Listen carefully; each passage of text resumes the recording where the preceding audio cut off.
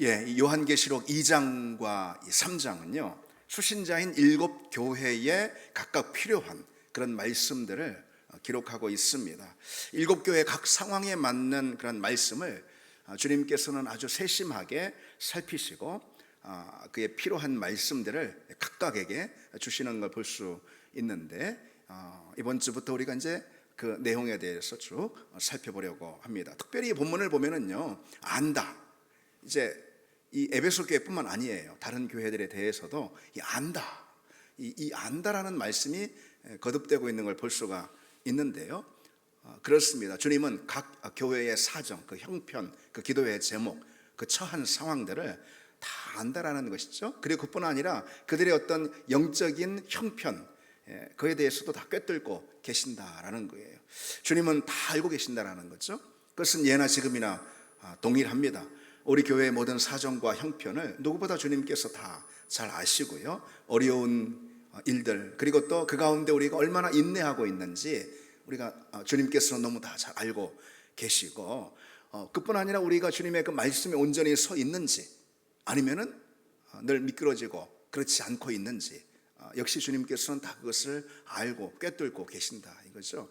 이런 말씀은요, 한마디로 주님의 관심은 오로지 교회에 있다. 주님의 관심은 주님의 몸된 교회에 있다. 바로 그것을 우리에게 가르쳐 주는 겁니다. 자, 이제 본문을 한번 보실까요? 먼저 에베소 교회에 대한 말씀입니다. 에베소는요, 로마 제국에서 아주 유력한 도시였어요. 인구가 25만 명에 이르는, 이때 당시 고대 시대잖아요. 이때 당시로 보자면 어마어마한 대도시라 이렇게 말할 수가 있겠죠. 특히 이 에베소에는요, 아르테미스 우상을 섬기는 그런 큰 어마어마한 규모의 그런 아르테미스 신전이 있었습니다. 왜 우리가 그 아테네에 있는 파르테논 신전이라고 여러분 아시잖아요. 그 파르테논 신전의 무려 4배에 달하는 어마어마한 그런 규모였다고 그럽니다. 이 에베소는 아르테미스 신을 섬기는 그런 본산지에 속했습니다. 그렇게 아르테미스 신만 섬기는 것이 아니라 여러 각종 다양한 우상을 섬기고요, 특별히 황제 숭배에 있어서도 어느 도시에 못지 않았습니다. 그래서 카이사르나 아우구스투스 또는 도미티아누스 황제를 섬기는 그런 황제 신전이 이 에베소의 곳곳에 있었습니다. 그런 걸 보면은 에베소는 참 종교 활동들, 우상을 섬기는 그런 활동들로 아주 분주한 도시였다, 이렇게 우리가 짐작해 볼 수가 있죠. 그곳에 바로 에베소 교회가 세워졌습니다. 이 에베소 교회는 주 53년경에 바울을 비롯해서 브리스길라와 아굴라 이 두 부부죠. 이 두 부부가 바울과 함께 세운 교회가 이 에베소 교회입니다. 바울이 3년간 거기서 목회를 했고요. 바울은 여러분 아시듯이 사도행전에 보면은 순회 복음 전도자, 순회 목회자였습니다. 그래서 짧게는 2주, 몇 달, 이 정도 머물고 체류하면서 그 교회를 섬겼는데, 에베소 교회에는 무려 3년간이나 머물렀습니다. 가장 오랫동안 머물렀어요.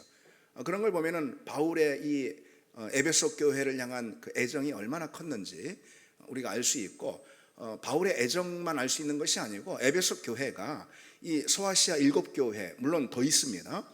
한 10곳 이상 되는 그런 교회예요. 소아시아에 그 교회의 어머니가 되는 모교회였기 때문에 바울이 이토록 오랫동안 에베소 교회에서 섬기고, 에베소 교회를 통해서 그 주변에 있는 다른 소아시아의 여러 교회들을 같이 돌본 것을 볼 수가 있습니다. 어쨌든 바울이 거기서 3년간 목회하고, 그 이후로는 브리스길라와 아굴라 부부가 또 그곳에 목회자로 섬기고, 그 다음에는 바울이 디모데를 보냅니다. 그래서 디모데가 에베소 교회에서 사역을 하고, 그리고 그 이후로는요, 사도 요한이 이 에베소 지역을 찾아서 이 에베소 교회를 오랫동안 담당하고 목회를 했습니다. 그리고 2세기 이후까지도 이 에베소 교회가 든든히 서 있는데요, 소아시아 지역의 모교회로서의 그 역할, 그 위상을 2세기 이후로도 지키고 있었습니다. 바로 그런 교회, 그 에베소 교회를 향해서 주님은요, 오늘 보면은 칭찬과 책망의 말씀을 함께 하시는 걸 볼 수 있죠. 우선 여기서 이 점을 좀 먼저 주목해 볼 필요가 있어요. 이 7교회 대부분이요, 이때 당시 상황이 어떻습니까? 제가 요한계시록 시작하면서 계속 말씀을 드렸듯이 어마어마한 박해, 어마어마한 어려움 가운데, 시련 가운데 이들이 처해 있었잖아요. 큰 박해에 직면해 있었습니다. 그런데 이 7교회 대부분이 물론 칭찬도 듣지만은 아주 엄한 책망, 심한 책망을 이들이 다 받는 걸 볼 수가 있어요. 이런 생각이 들 수가 있죠.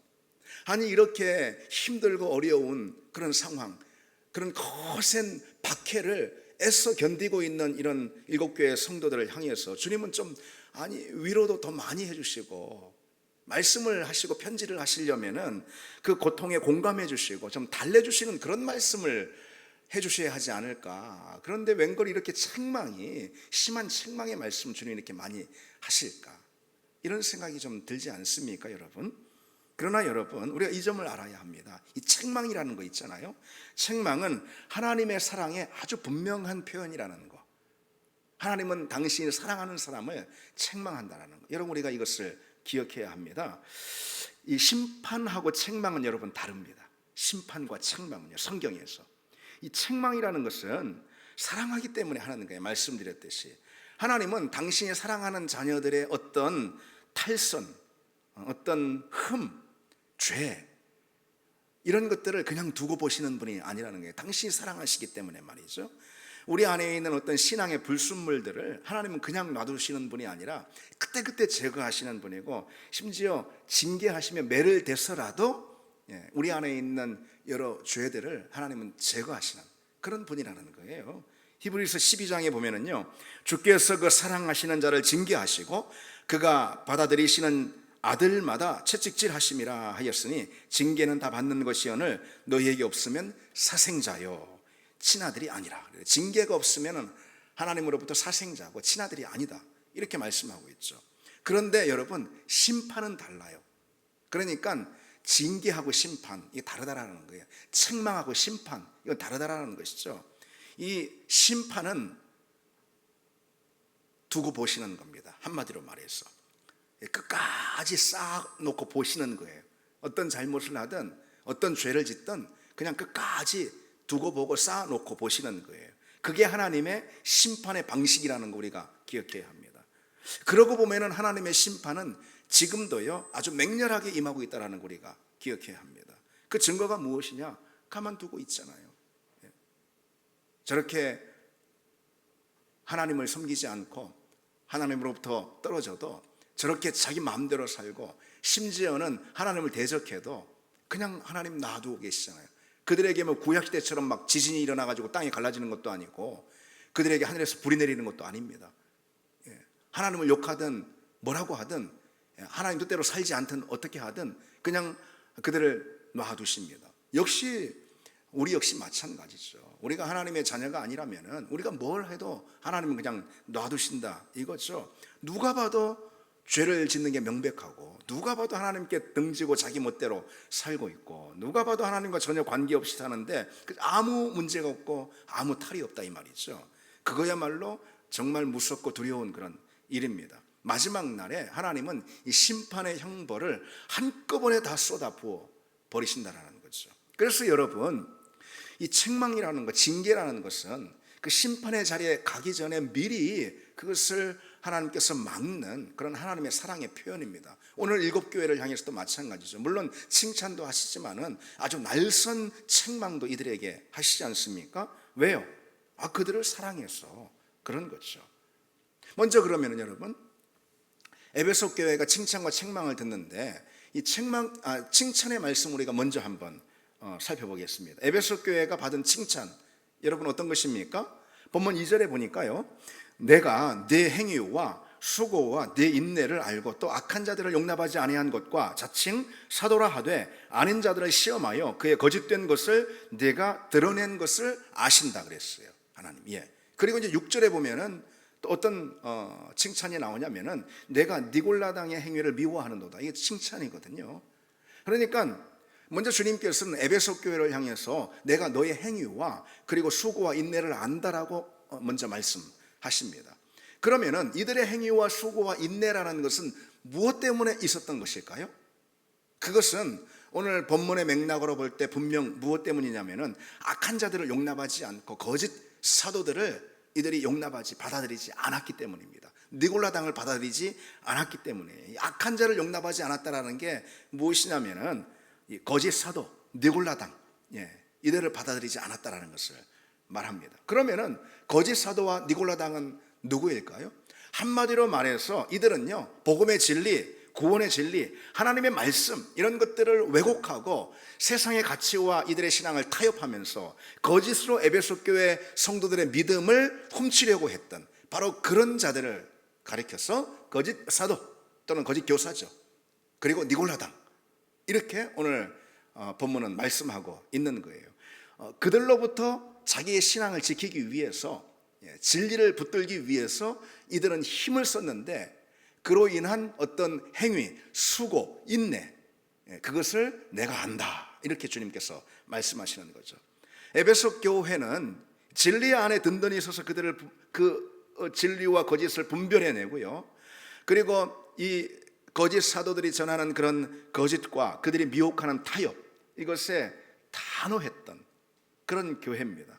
에베소 교회는 많은 수고와 희생의 값을 치르면서까지 진리를 붙들고 진리에 충성하려고 했던, 진리에서 미끄러지지 않으려고 했던 바로 그런 교회였다는, 그래서 칭찬을 받습니다. 에베소 교회는 신앙의 순수성을 지키고, 이 십자가의 복음과 그 교리 있죠, 올바른 교리, 그것을 지키기 위해서 어떤 희생도 감수했던, 그래서 많은 수고가 있었고 인내가 필요했던 거예요. 바로 그 점을 주님께서는 지금 칭찬하고 계시는 거죠. 여기서 우리가 주목해야 할 사실이 하나 있습니다. 사도들이 그처럼 말씀을 전했던 이런 시절에도요, 여러분, 다른 사람이 아니고 주님께로부터 직접 말씀을 듣고, 그리고 우리가 알고 있는 신약 성경의 기록자들인, 물론 성경의 기록자는 하나님이시지만은 그들을 통해서 기록하셨잖아요. 그런 사도들이 복음을 전하고 말씀을 가르치고 목회를 했던 그 시절에도 어떤 자들이 있었다라는 거예요.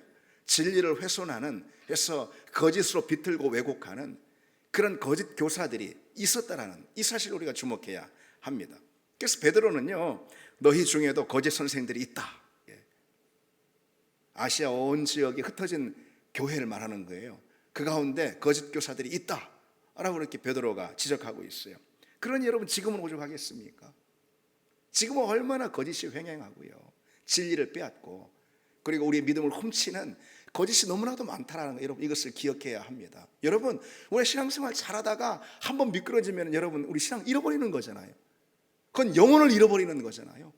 이것처럼 여러분, 중대한 사건이 어디 있습니까? 세상에 무엇을 다 잃어도 우리 영혼을 잃으면 안 되잖아요. 그렇죠? 그런데 우리 영혼을 잃는 길은 뭡니까? 거짓에 미끄러져 버리는 것이죠. 이런 거짓이 횡행하고 교회 가운데 파고들고 있다는 거, 사도 시절에도 이렇게, 이런 사도 시기에도 있었는데 오늘은 이렇게 오죽하겠습니까? 우리가 그래서 경계에 경계를 더하고 경계에 경계를 더하는, 그래서 우리의 믿음을 진리의 반석 위에 든든히 서고 세우고 말씀을 든든히 붙드는 이것만큼 여러분, 우리 중요한 것은 없습니다. 다른 거 다 해도 그거 잃어버리면 아무짝에도 소용이 없어지는 거죠. 그래서 주님도 교회가 거짓에 넘어갈 수 있다는 것을 염두에 두시고 강하게 주님이 경계하시고 계신 걸 볼 수가 있어요. 마태복음 24장에 보면 마지막 시대를 주님께서 예고하시는 그런 대목인데요, 바로 지금이죠. 이렇게 말씀하십니다. 많은 사람이 내 이름으로 와서 이르되 나는 그리스도라 하고서 미혹하리라, 그런다라는 거예요. 그리고 거짓 선지자가 많이 일어날 터인데 많은 사람을 미혹하리라, 그렇게 말씀해 주고 계세요. 이게 주님의 말씀이에요.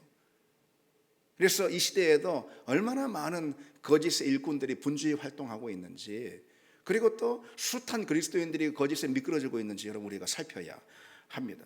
그러니 여러분, 우리가 신앙생활하면서 무엇보다도 중요한 것은 일단 우선적으로 진리를 사랑하는 것입니다.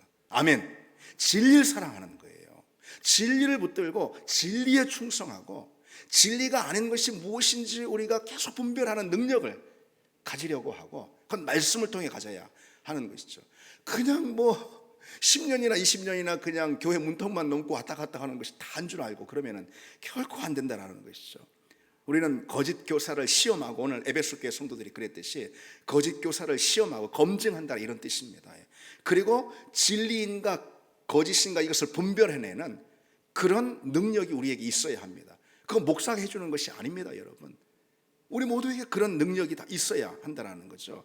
뭐 목사 아닌 그 누구라 하더라도 성경의 다른 말씀을 전하면 가차없이 그것은 우리가 여러분 거부해야 합니다. 진리의 문제에 있어서 이것은 여러분 요만큼도 단 한 점도 타협해서는 안 된다는 것이죠. 여러분 오늘날 얼마나 진리의 문제에서 타협이 많이 일어나고 있는지 아십니까, 여러분? 성경의 말씀을 조금이라도 의심하게 하는 게 있다면은 여러분은 그건 단호하게 거절해야 합니다. 성경의 말씀을 조금이라도 왜곡하고 비트는 그런 해석이 있다면 역시 마찬가지고요. 무엇보다 예수 그리스도의 유일성 그리고 구원의 중대성, 일단 이것이 가장 중요한 거거든요. 여러분, 예수 그리스도가 곧 진리죠. 예수 그리스도의 유일성, 또 구원의 중대성, 이것을 조금이라도 흔들려고 하는 거, 훼손하려고 하는 거, 우리는 그런 거짓에요, 우리 신앙을 단 한치도 여러분 내어줘서는 안 됩니다. 진리는 결코 타협의 대상이 아니라는 것이죠. 여러분, 우리 주님께서, 진리 되신 주님께서 이 땅에 십자가를 지시고 우리를 위해서 모든 고통을 당하시고 우리를 구원하셨습니다. 그게 진리인 거예요. 그게 진리. 그런데 그것에 타협을 둔다면 여러분, 예수님이 이 땅에 오시는 것이 아무것도 의미가 없는 거잖아요. 절대로 이것은 나라가 넘어가도 이건 타협이 있을 수가 없는 것입니다. 세상을 보면 여러분 이렇습니다. 요즘 세상을 보면은 그들에게는 그저 사랑이 진리야. 사랑이. 정의가 진리입니다. 뭐 자기가 말하는 식의 정의죠. 그리고 평화가 진리입니다. 그러나 여러분, 사랑이 우리를 구원합니까? 천만의 만만의 말. 사랑이 우리를 구원합니까? 아닙니다, 여러분. 평화가 우리를 구원합니까? 정의가 우리를 구원합니까? 천만의 만만의 말씀입니다. 오직 예수 그리스도 복음, 그 복음이 우리를 구원하는 줄 믿습니다. 따라서 여러분, 진리는 오직 예수 그리스도 그리고 그분의 복음, 그것밖에 없음을 믿습니다. 우리가 그 진리에 충성할 때 여러분, 비로소 우리는 사랑도 할 수 있고 정의도 실천할 수 있고 그리고 평화도 온전히 이룰 수가 있는 것입니다. 그 진리에 벗어나 어떤 사랑, 심지어 그 진리를 대적하는 사랑과 정의와 평화 분명히 있습니다, 여러분. 근데 그런 점들에 대해서 제가 이 요한계시록을 앞으로 나가면서 여러분들에게 이제 말씀을 드릴 것입니다. 근데 어쨌든 진리를 거스르고 대적하는 사랑도 있다라니까요, 여러분. 그런 정의와 그리고 또 자기식의 평화라는 것이 다 있습니다. 그런 것은 결코 온전한 사랑도 그리고 정의도 평화도 이룰 수가 없습니다. 다만 진리 안에 서 있는 사랑만이 온전한 사랑이 되고 그런 정의와 평화만이 온전한 정의와 평화가 될 수가 있습니다. 그게 분별이 안 되니까, 그러니까 사랑이라는 이름으로 거짓 평화도 막 받아들이고요. 그리고 사랑이라는 이름으로 가짜 사랑도 용납합니다. 그러니까 동성애 같은 것도 마찬가지. 뒤에 사랑 애자가 붙었잖아요. 사랑 애자가. 그게 사랑이라고, 가짜 사랑인데 말이죠. 진리에 기반하지 않은 그 어떤 사랑도 참된 사랑이 아닙니다. 그건 사랑일 수가 없습니다. 기독교 진리에 해가 되는 거 많이 있는데, 그렇다 하면서 뭐 그게 정의니 뭐니 스스로 말하는 정의죠. 그렇게 외치는 사람들이 있는데, 여러분 옛날에 공산주의 같은, 이 공산주의가 옛날에 있는 것만 아닙니다. 이념 전쟁은 지금도 계속되고 있는 거 여러분 아십니까? 이념 전쟁은 지금도 계속되고 있습니다. 어쨌든 그런 어떤 공산주의 같은 경우도 자기 멋대로 어떤 정의를 그 사람들이 불의를 행한다고 그럽니까, 여러분? 아닙니다. 자기가 세상에서 제일 정의를 행하는 그런 사람들이었어요. 그런데 분명한 건 뭐예요? 그게 정의가 아닌 것을 분명하게 확인할 수 있는 대목이 무엇입니까? 그 시절에 다른 걸로는 확인할 수가 없었어요. 공산주의가 진짜 정의냐 불의냐 이거를 확인할 수가 없었어요, 여러분. 뭘로 확인합니까? 어떤 사회학적인 현상으로 확인합니까? 아닙니다.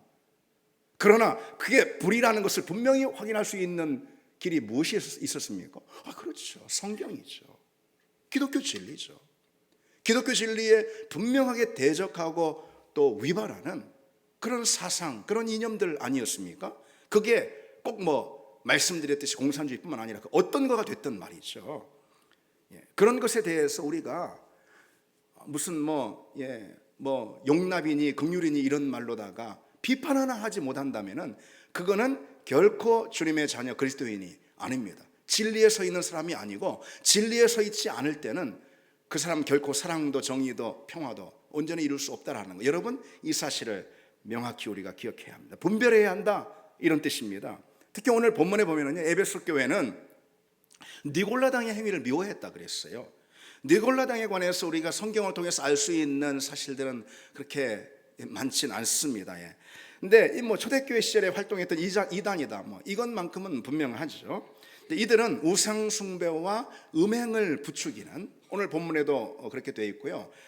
그 다음에 특별히 버가모 교회 같은 경우 이 느골라당에 의해서 넘어가 버렸어요, 이들은. 그래서 버가모 교회는 걸 책망으로 듣습니다. 근데 에베소 교회는요, 그렇지 않았기 때문에 이것을 칭찬으로 듣고 있는 걸 볼 수 있어요. 두 교회가 아주 극명하게 이렇게 나뉘죠.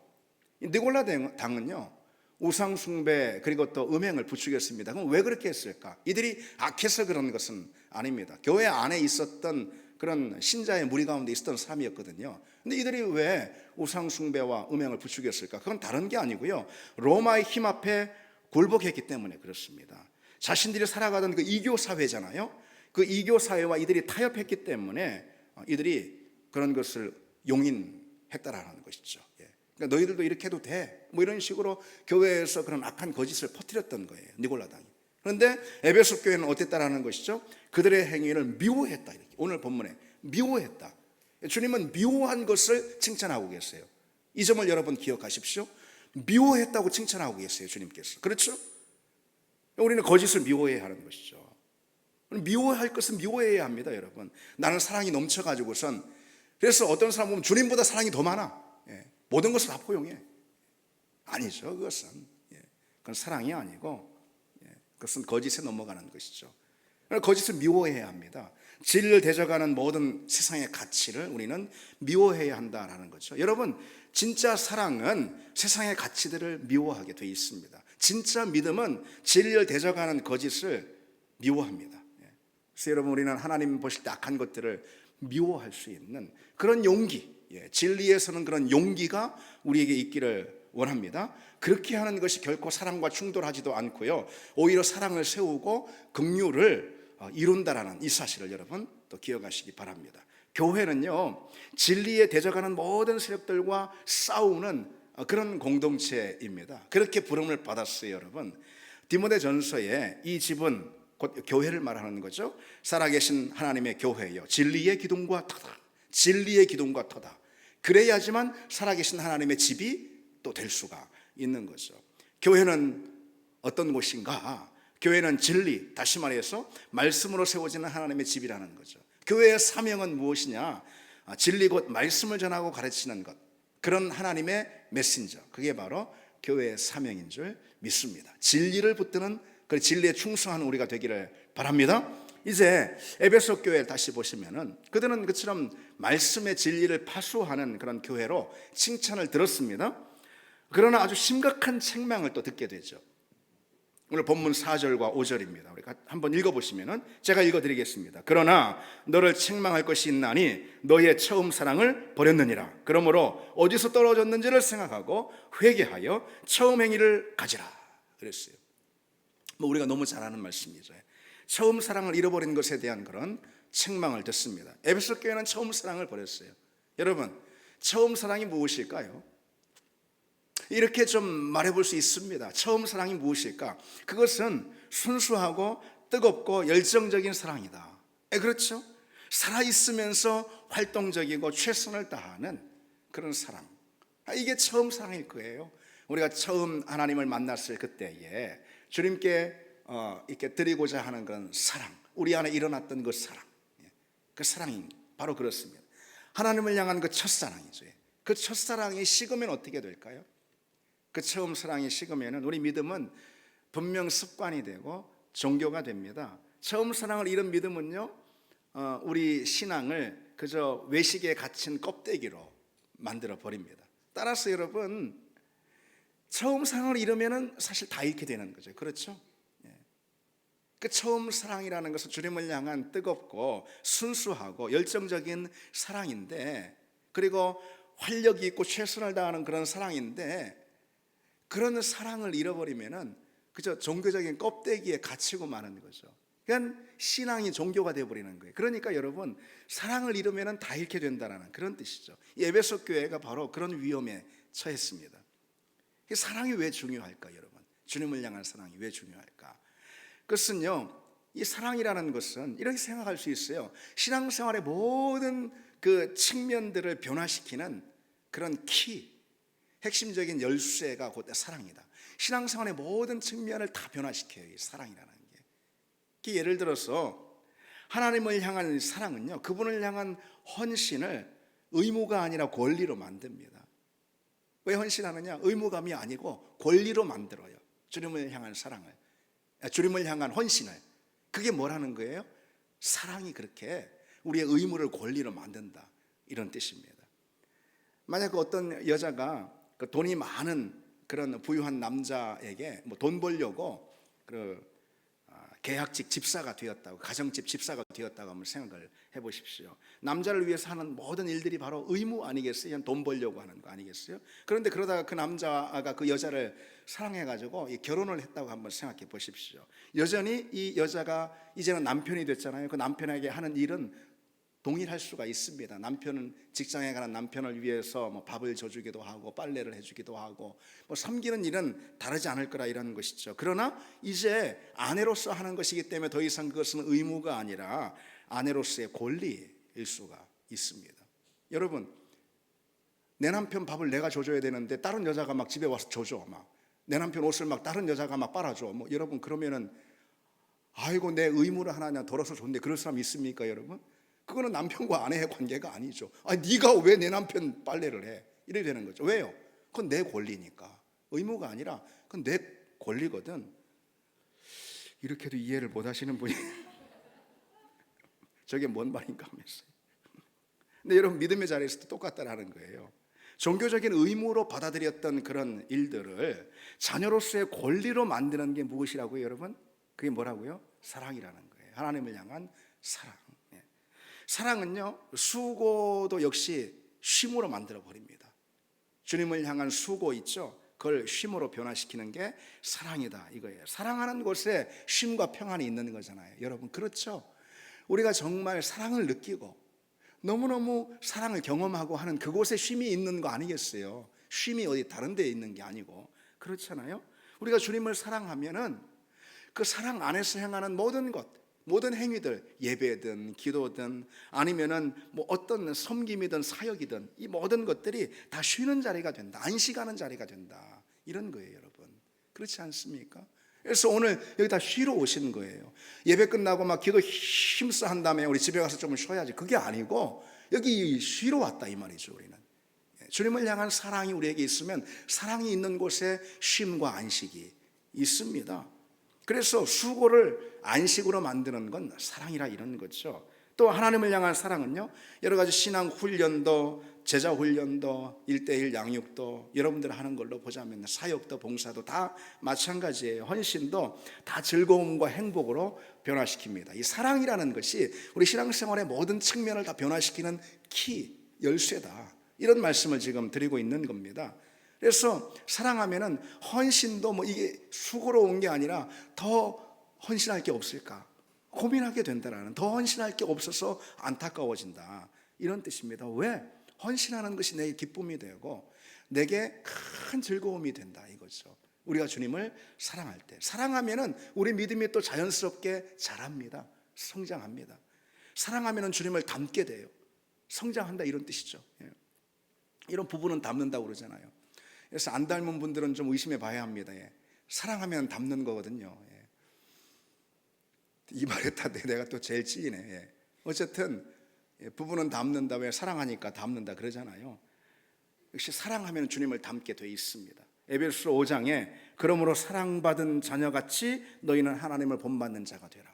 사랑받는 자녀같이 하나님을 본받는 자가 되라. 사랑하면 하나님을 닮게 된다, 이런 거죠. 하나님의 성품으로 우리가 자랍니다. 하나님을 사랑하면은 다만 하나님을 사랑한 것밖에 없는데, 그러면은 우리의 신앙의 수준이 그리스도의 장성한 분량에 이르기까지 자라게 된다. 그거죠. 그렇습니다. 사랑하면 우리 신앙이 성장합니다. 한편 사랑하면은요 죄를 짓지 않게 돼 있습니다. 우리의 모든 어떤 육신의 욕망을 우리가 단호히 끊고 성령을 쫓아 사는 삶을 비로소 우리가 행할 수가 있다. 이런 것, 그것이 쉬운 것은 아니잖아요. 특히 의무감으로 할 때, 하나님께 심판받을까 버림받을까 이러고 하면은 여러분 할 수 있는 게 아니잖아요. 하나님은 또 그런 분이 아니라 이런 뜻이죠. 하나님을 사랑하면 죄를 멀리합니다. 하나님은 인격이세요. 그래 우리를 인격으로 대하십니다. 그런 인격으로 대하시는 그 하나님께 우리가 죄지으면 하나님께 내맞지 그렇게 우리가 생각을 하고 죄 안 지려고 막 무던히 의무감으로 애쓴다면 하나님이 가장 슬퍼하실 것입니다. 안타까워하실 것입니다. 우리가 하나님을 사랑하면 하나님이 미워하시는 거, 하나님이 안타까워하시는 거, 하나님이 싫어하시는 거, 하나님이 메스꺼워하시는 거, 이런 거 우리가 하지 않게 되는 거죠. 물론 다 모든 죄를 안 지으면 좋겠지만은 우리가 연약해서 죄에 미끄러질 때도 있습니다. 그러나 우리가 주님을 사랑하면은 죄로부터도 우리 자신을 건질 수가 있다. 이런 거죠. 성경은 시편에 보면은 여호와를 사랑하는 너희여 악을 미워하라 그랬습니다. 하나님을 사랑하는 만큼 우리는 악을 미워하게 돼 있다. 이런 거죠. 그래서 여러분 사랑이 중요하다는 거예요. 우리 신앙의 모든 측면을 다 변화시키는 게 사랑이기 때문에 사랑이 중요합니다. 그런데 이 에베소 교회는 그런 주님을 향한 첫사랑을 이렇게 잃어가고 있었던 거죠. 그러니 정말 큰 경고등이 들어온 겁니다. 근데 여러분 오늘 본문에서 이 처음 사랑이라는 거 있잖아요. 이것은 비단 하나님을 향한 사랑만 의미하는 것은 아니에요. 그렇죠? 그렇겠죠 여러분? 서로를 향한 사랑도 마찬가지예요. 처음 사랑을 잃었다 할 때 하나님을 향한 그 첫사랑뿐 아니라 서로를 너희들이 얼마나 뜨겁게 사랑했는데 바로 그거예요. 근데 그것을 잃었다 이런 것입니다. 아마 이 에베소 교회는 아까도 말씀드렸듯이 진리를 분명하게 붙잡고 진리에 대한 충성심이 아주 강한 그런 교회였잖아요. 근데 그건 맞아요. 그건 옳아요. 그런데 이들이 너무 옳고 그런 것만 따지다가 성도들을 좀 너그럽게 용납하고 품는 그런 사랑을 잃은 건 아닌가, 우리가 그런 생각을 해볼 수가 있습니다. 말씀드렸듯이 진리에 있어서는 타협이 없어야 합니다. 그러나 어떤 자기 신념이나 판단이나 혹은 자기 확신이나 의견이나 이런 거 있죠. 그런 거에 대해서는 지나치게 옳으네 그러네 이렇게 붙들면 안 된다 이런 뜻이죠. 이렇게 주장하면 안 된다라는 것이죠. 너무 자기 주장까지도, 하나님의 진리를 붙드는 건 좋은데 너무 자기 주장 막 나가가지고요, 그것까지도 너무 붙들고 얽매이려고 하는 그런 사람들이 있을 수 있습니다. 그럼 사랑을 잃게 되는 것입니다. 가만 보면은 이게 옳으냐 바르냐 정당하냐 오로지 그것에만 매달리는 그런 사람들이 있습니다. 세상은 옳은가 틀린가, 바른가 그른가 그걸로만 구분되는 게 아닌데 세상을 꼭 옳은가 틀린가 바른가 그른가 그걸로만 구분하려고 하는 그런 사람들이 있다 이 말이죠. 그런데 그 기준도 또 문제야. 그렇죠? 기준도 내가 세운 기준 아니겠어요? 그렇죠? 근데 여러분 주님을 한번 생각해 보십시오. 주님이 옳은 일 하시려고 이 땅에 오셨습니까? 그렇습니까? 아닙니다. 그렇게 생각하시는 분 계십니까? 주님이 옳은 일 하시려고 이 땅에 오신 게, 옳은 일을 하시려고 했다면 이 땅에 오지 않으셨을 수도 있습니다. 아니 완전히 망가져가지고 창조주이신 하나님을 배반하고 떠난 그 죄인들을 구원하는 게 여러분 옳은 일입니까 그것이? 아닙니다. 옳은 일은 그것은 아닐 수 있습니다. 그래서 주님이 이 땅에 오신 이유는 옳은 일을 하시기 위해 오신 게 아니고 무엇 때문에 오셨습니까? 사랑하셔서 오셨습니다. 그렇죠? 주님이 이 땅에 오신 이유는 우리를 사랑하셔서 오셨다라는 것이죠. 그래서 우리는 이게 옳은 일인가 라는 것보다도 이게 사랑의 일인가 라는 것에 우리는 더 주목해야 한다는 것, 여러분 기억하셔야 합니다. 옳은 일에는 성공해 놓고 사랑에는 실패하면 그거는 그리스도인이 아니라는 것이죠. 여러분 우리가 옳은 일에는 자꾸 성공하고 잘하면서 사랑에는 실패하는 경우가 있진 않습니까? 여러분 저를 비롯해서. 중국의 신학자인 워치만 리라고 있는데요, 이분 책에 보면 이런 이야기가 나옵니다. 한 그리스도인 농부가요 어느 날 자기 논에 이 물을 물이 자꾸 줄어드는 거, 논에 물이 줄어드는 것을 발견하게 된 거예요. 알고 보니까 옆에 있는 논 임자가 자기 논 그 물꼬를 패가 자기 그 사람 논에다가 이렇게 자꾸 대는 거예요. 그리고 다음 날 원상복구 해놓으면은 또 바꿔놓습니다, 그 사람이.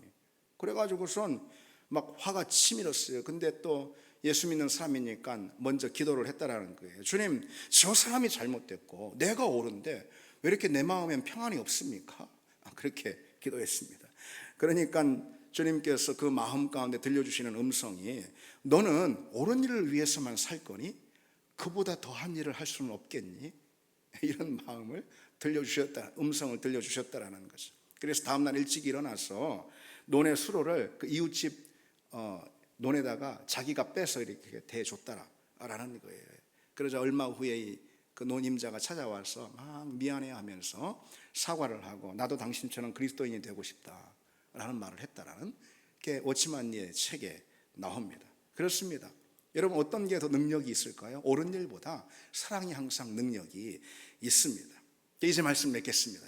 여러분, 우리의 시선이 옳은 일에서 좀 더 자라가지고요, 사랑으로까지 여러분 넓어지기를 바랍니다. 진정한 능력은 사랑에 있습니다. 진정한 지혜도 바로 사랑에 있습니다. 사랑이 가장 큰 능력이고, 그래서 사랑을 잃으면은 여러분 우리는 다 잃는 것입니다. 우리는 다만 사랑 안에서 승리하는, 사랑이 모든 것을 이기고 모든 것을 능가하고 모든 것을 성취하기 때문에 우리는 사랑 안에서 서는 그런 저와 여러분 되길 바랍니다. 우리 같이 찬양 드리겠습니다.